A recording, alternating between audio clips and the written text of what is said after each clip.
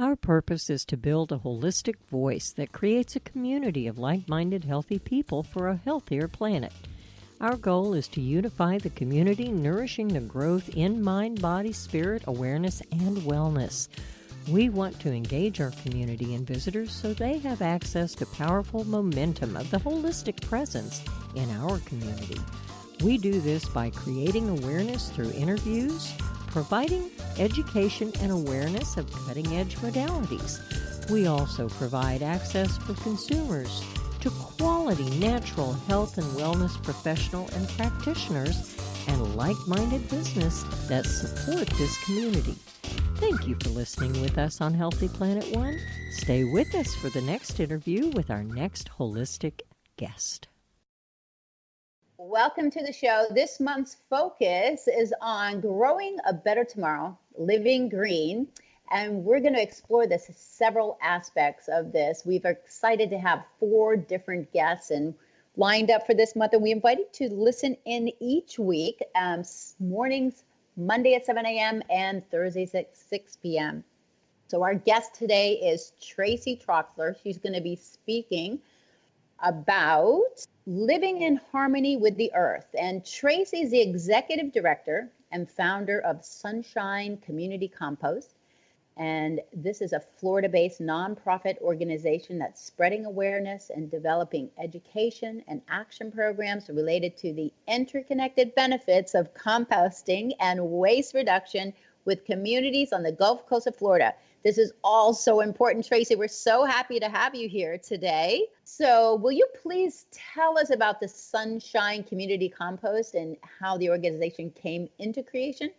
Yes, absolutely. I'm really happy to be here. Thanks for the invitation. Yes, you're welcome. And basically, I'm a Florida native who moved out to San Francisco for about 20 years. And, you know, during that time, I was learning about community health and the solar industry and organic agriculture, a bunch of different things.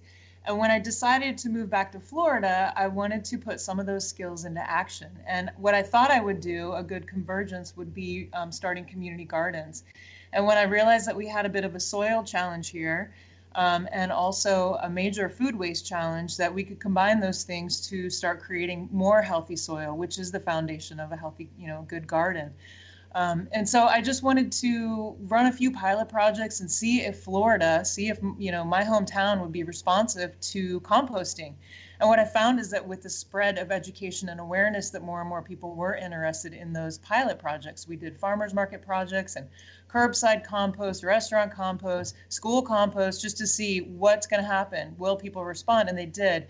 And so then we decided, hey, let's go in and let's create a nonprofit that's focused on spreading awareness and really activating skills around composting. So that's kind of how it got started. Yeah, I love it. I love it. So, so I live in an apartment complex. A lot of people do in downtown Sarasota, and so I don't know about. Like, I would like to compost, but I don't feel like I have the ability to here. So, what exactly is composting? How can people in apartment life get involved? Can you share about that? Sure, yeah. So first, what is composting? That's basically it's called the aerobic decomposition of organic materials with microbes. So basically that just means using organic materials, air and water to create basically a meal for microbes to come and digest it and turn it into a rich soil amendment. And these are all good microbes and things that are really healthy for our soil. So when you add things like, food scraps and, leaves and water and air in the right combination, then we get compost. And how people can, folks like you who live in apartment buildings, often think that they can't be involved, that you need a yard or you need to be a gardener or whatever. And so what we're trying to do is create opportunities for all people, including apartment dwellers and that kind of thing, so that basically you can collect your food scraps, you can bring them into a city park in the city of Sarasota, at least where we have projects, and you can deposit your food scraps there and be part of a composting process. So then you'll add some browns, you'll see it transform. We help our organization turns it and helps it turn into compost. And then we give it back to the community. Either folks like you, if you have potted plants, you'd get your compost back, or you could donate it to like the local butterfly gardens right there in the park. So we want to make sure that composting is accessible to as many people, no matter where they live, how they live, what their age is, whatever. We want to make it accessible. So that kind of thing. And then also, if you live in a apartment, you could also do some worm composting, which is basically, hosting a positive environment for worms inside your house. I was just going to say that. I grew up in Vermont, and let me tell you, night crawlers are one of the best things for the soil. Yeah, and, yeah. So they're great at digesting a certain kinds of materials, and they make a rich soil amendment. And the thing is also, like, kids really love seeing the worms. Worm bins are great also. Mm-hmm. So do you do outreach to apartment life so they actually know? Because what kind of container would I bring it in? I mean, I know what we used in Vermont growing up, but Yeah, well, what we do with our programs is we offer people a small little bucket with a lid on it. And on the top of that, there's a sticker that says everything you can collect in your kitchen and the things that we don't accept. And then what we find is people, as long as you keep it sealed, people just keep that little bucket either under their kitchen sink, or they keep it, even some people in their fridge. Some people keep it on the porch or whatever, and as long as you keep it sealed, no problem. And then on a weekly basis, on average, people bring it on over to our city composting projects and deposit it there. We have them weigh it so that we can record the diversion from the landfill and how much compost is coming from how much food scraps and that kind of thing.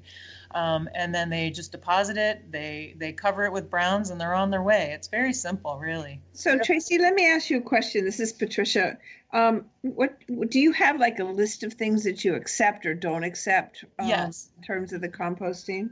Yes, absolutely. And that's something that we put when we give people the buckets to collect their scraps. It goes right on the top of the bucket. So it's just a sticker. And if they have their own bucket, we'll just give them the sticker, or we'll send them a PDF of that list. And some people just put it right on their kitchen. And basically all that is, it's just vegetable-based, fruit-based, seed-based food, that can go into that bin. So that includes, things like, bread that's made out of a wheat seed, right? It includes things like coffee beans made out of a bean, anything, that kind of stuff. What we don't accept, we don't want any animal products. We don't want, heavy fats, oils, dairy, things like that. And, largely because it attracts other creatures, and we want to create a really positive environment around composting where people want to go there. And also, you want to get certain temperatures depending on if you're taking meat and that kind of stuff. So we keep all that stuff out of there and just go with vegetative kinds of materials. And how many communities do you have this going in at this time? Right now, well, we think of communities as sort of an assemblage of people. And so in terms of the city park programs, we have 3 city parks with about 120 households among those parks. And then we also think of our schools as communities, or other businesses as like small micro communities. So we have 2 school programs also, and then we're working with a couple of nonprofit and for-profit who want to get things started right on their property to do some, in-house composting. So, but the city park programs that we've been talking about so far, there's 3 of those right now. We hope that we'll be able to see more in the future. Because 2 of those are overflowing at max capacity, because people tell their neighbors, they're like, hey, this is what I'm doing. And then they're like, me too, me too. So it's like after that first stream of first adopters, we get a lot of people that go, oh yeah, I could do that too. It's not complicated, and that kind of thing. So that's a great problem to have. And we would love to see those programs extend further. So this is just in Sarasota, is that correct? Yeah, those city projects, those are in Sarasota. We recently received funding to set up a project in Manatee County, and we're in the outreach process for that right now, with a couple of, great candidates who are interconnected to other communities. So we do like to set these projects up where there's a number of different, stakeholders and, different layers of community built in, because we don't have like a big marketing department, and people will tell each other within their networks, and then the networks grow. So we try to, think like that. So do you see this going nationwide, or what do you see on that? community composting is already nationwide.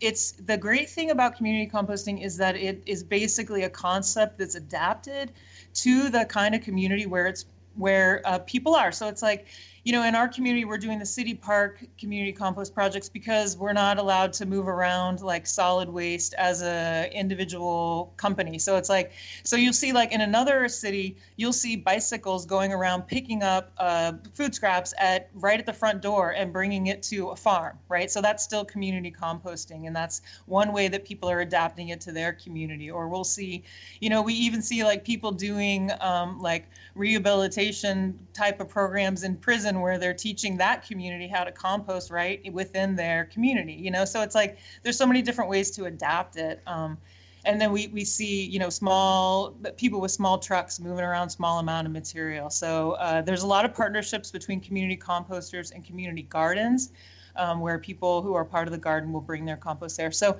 there really is a network of community composters that is rapidly growing, and all these composters are interconnecting and sharing ideas about how to solve this, you know, this challenge of food scraps going to the landfill. And in the meantime, also partnering with, you know, large scale composters, backyard composters, municipalities, nonprofits, and all that kind of thing. So there's this really sweet network happening. And especially in places like Florida, where we don't have a lot of those really large scale processing facilities, we have to manage this material, you know, within the constraints that are existing right now in terms of, you know, large scale composting. Does that make sense? Yeah, it's a lot. It's great. It's incredible what you're doing here. Do you see this happening all over Florida, or just in this area? No, I think that I already know a few community composters. There was a gal up in Jacksonville. There's some folks in Miami. There's some folks in St. Pete, and they're all just like the nationwide, you know, what's happening. They're adapting it to their community. So we see some folks like in St. Pete there, you know, setting up community compost projects in their backyard and getting like a bunch of their friends to do it. And then there's little pods like that. And then in Jacksonville, she was doing the bicycle based, I think. And then in Miami, they're doing like, you know, worm composting. So I think it has so much potential, especially because it can help with the bottom line of, you know, like the cities and the counties trying to reduce solid waste from the landfills. You know, it's like because, you know, if you think like, okay, 20%, minimum 20% of the waste, quote unquote waste in our garbage is food scraps that could be recovered and put back into the soil to regenerate soils, is kept out of the landfill. That extends the life of the landfill. And it's very expensive to start a new landfill. So even, you know, it's also a resource. And so if we can, you know, I think that more people are looking at composting as a solution to multiple challenges, whether it's water, whether it's food waste awareness, whether it's solid waste reduction, whether it's emissions. There's a lot of interconnected issues. So, well, I love what Kimberly said, because I saw the movie The Biggest Little Farm, and they started with worms. It was so cool, you know, and how they just transformed that dead land to just thriving land. And, you know, we know that in Florida, the land is not great. It's just not like it is up in the Northeast, and it needs a lot of work. We know that. I'm wondering, is it at all possible to have restaurants involved with this, or are they already, or what's the story there? There is definitely an interest, which I think is so refreshing. There is definitely interest in the restaurant community to see their scraps going into, you know, a regenerative process. There just needs to be in place a few more things within the community, you know, whether it's the recovery sites. So, you know, doing larger scale composting comes with a few more unique factors that we need to figure out as a community. So first of all, it's where the material is going to go, and then who is going to move it around. So there's definitely a lot of people talking about this and trying to do some, you know, problem solving around when and how and where and that kind of thing. So I do see restaurants getting involved.